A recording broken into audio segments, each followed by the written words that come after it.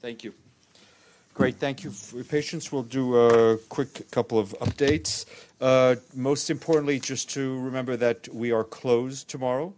You're welcome to come into the building, but we will not be here. But we will, however, as usual, be on email and WhatsApp, Telegram, and whatever other ways you want to find us. Two senior appointments to share with you today. The Secretary General is announcing the appointment of Volker Türk of Austria as Assistant Secretary General for Strategic Coordination in his executive office. Mr. Türk will succeed Fabrizio Hochschild of Chile, who is today being appointed as Special Advisor of the Secretary General for the preparations of the commemoration of the UN's 75th anniversary. And reporting to the Chef de Cabinet, Mr. Türk will ensure coherence in the strategic analysis provided to the Secretary General by the political, peacekeeping, sustainable development, humanitarian, human rights, and rule of law portfolios in the Executive Office.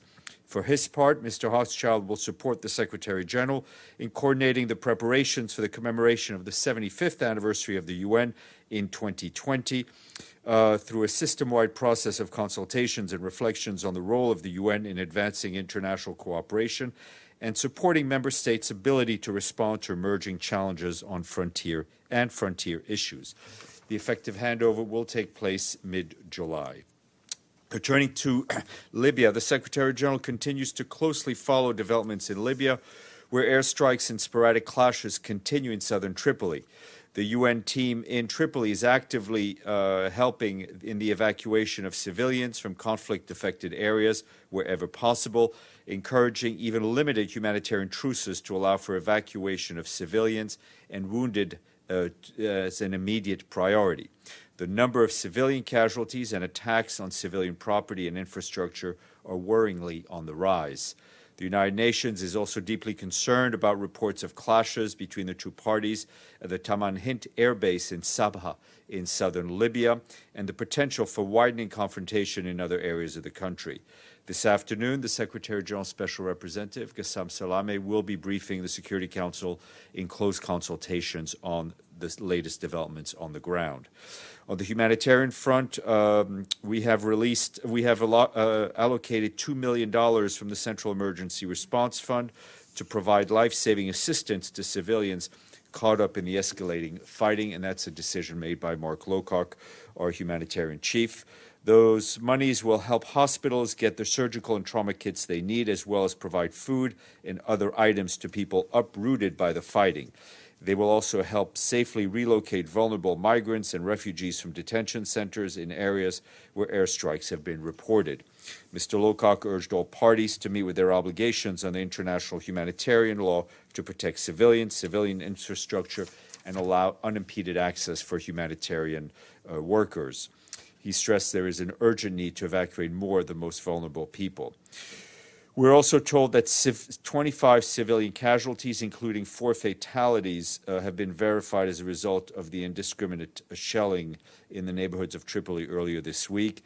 In total, 79 civilian casualties, including 18 deaths, have now been verified since the start of this recent round of violence. Since these are only the cases that could be verified, we think there could be more casualties. Moving civilians out of conflict areas remains a challenge, where nearly all main roads reportedly blocked, and there's a high risk of being hit in the crossfire. Nearly all local trade has also ceased in the fighting-impacted areas. Aid workers continue to provide assistance where they have access and have helped 6,000 people since the start of the present crisis. And in the Central African Republic, the Undersecretary General for Peace Operations, Jean-Pierre Lacroix, told reporters in Bangui that he was encouraged by the determination and courage of the country's authorities and the signatories of the peace agreement to sit together and build peace through dialogue. Mr. Lacroix was speaking to reporters at the end of a joint trip with the African Union and the European Union to the country. He also noted that yesterday's meeting of the International Support Group, which was inaugurated by the President, showed not just the very strong support of partners, but also revealed concrete actions, commitments, and projects to support this agreement. Mr. Lacroix said that while violence has decreased in the country since the signing of the accord, it is the responsibility of every Central African to continue working towards bringing peace. And just to give you an update on cholera in Yemen, Nearly 223,000 suspected cases have been reported so far this year. This is 3 times the number of cases reported during the same period last year, and nearly a quarter of the cases of children are under 5. A spiraling epidemic with mass morbidity and death could occur if current trends are not quickly brought under control. Agencies are particularly concerned because this increase has come months before the usual spike in cases during the rainy season, which takes place in August in Yemen.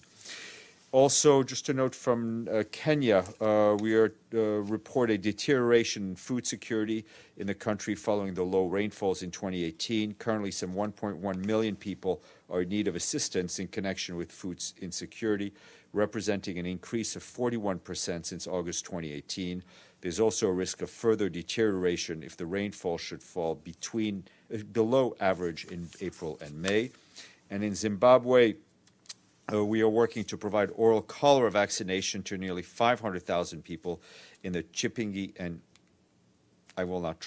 in a number of districts. In addition, 155,000 people in the worst affected areas were reached with food assistance, and 70,000 have gained access to sufficient quantity of water for drinking, cooking, and personal hygiene. Our humanitarian colleagues say that to date, donors have contributed nearly 10.1 million for the cyclone response component of the flash appeal out of 60 million requested, and that's 17% funded. On the subject of vaccines, which is very much in the news these days, UNICEF today announced that it is launching a global campaign to emphasize the power and safety of vaccines primarily aimed at parents. The campaign will launch next Wednesday, coinciding with the start of World Immunization Week, which will spread the message that together communities can protect everyone through vaccines. UNICEF noted that despite the benefits of vaccines, an estimated 1.5 million children died of vaccine-preventable diseases in 2017, as many families have delayed or are refusing to vaccinate their children. The campaign will be conducted on social media with the hashtag #VaccinesWorks and will count on the support of the Bill and Melinda Gates Foundation, the World Health Organization, the Global Alliance for Vaccines, Gavi. More information on UNICEF's website. And the International Labour Organization today launched a report which found that more than 374 million people are injured or made ill every year through work-related accidents. The report also says that work days lost to occupational safety and health-related causes cost country almost 4% of global gross GDP.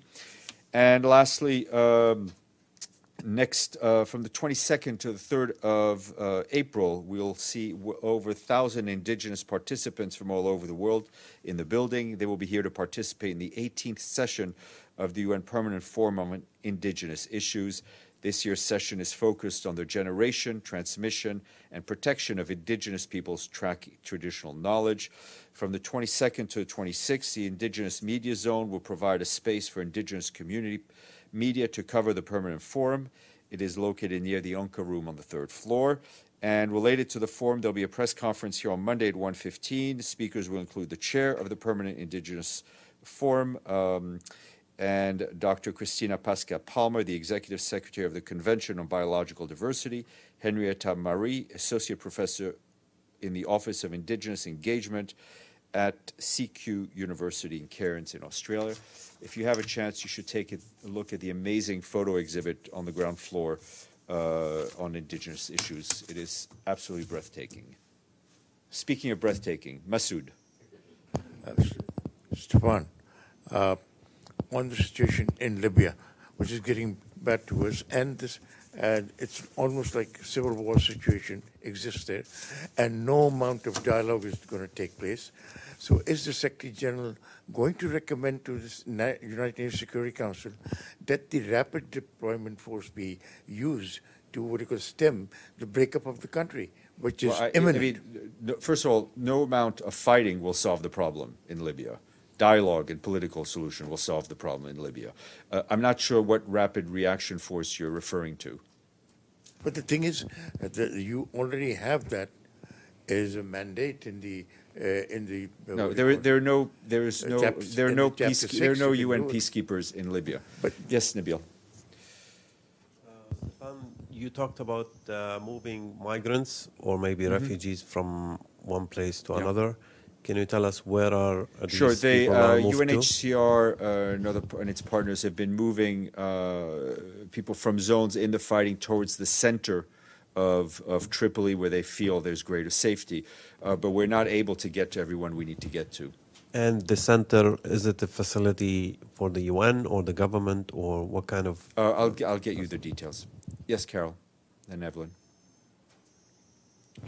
Stephane, it's been several days since the SG put out his appeal for a ceasefire, and as you know, negotiations are faltering at the Security Council. In Libya. On Libya, yes. Yeah. And so I was wondering if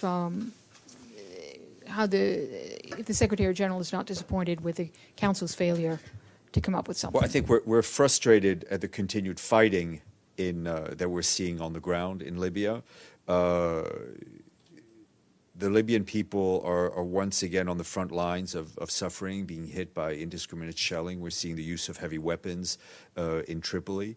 The Secretary General fully backs the work that Mr. Salameh has been doing, the impassioned calls he has been putting out for at least a humanitarian pause. Mr. Salameh remains in contact with all the relevant actors inside Libya and also with various international partners. And obviously the ongoing discussions in the Security Council are ongoing, and we await to see the results. Yes, Evelyn. Is there any progress toward a conference in Libya? As long as the fighting continues, it's hard to imagine a conference will take place. Yes. Masood, then Carol, then we'll let Monica brief. Stephane, I was just going, you questioned the fact that what would the rapid deployment force do? The rapid deployment force what I'm saying mandated by the Security Council. And that it's only for the Secretary General to recommend to the Security Council. Masood, there is no discussion of sending any UN blue helmets into Libya, and I'm likely wrong. I'm just not sure what rapid deployment force I'm just not sure what force you're referring to. Carol. I'm just wondering if you have an update on UNSMIL staff members. How many have left? What's the situation? We continue to have both national and international staff in Libya. Most importantly, the leadership of the mission, the special representative, his deputy, and their staff continue to be there, and our humanitarian colleagues are there. We still have a very much a working and operational presence in Tripoli. I'm not going to get into numbers. Monica, if I see any of you tomorrow, I will not be happy. And I wish you a happy Easter and a happy Passover, and see you Monday.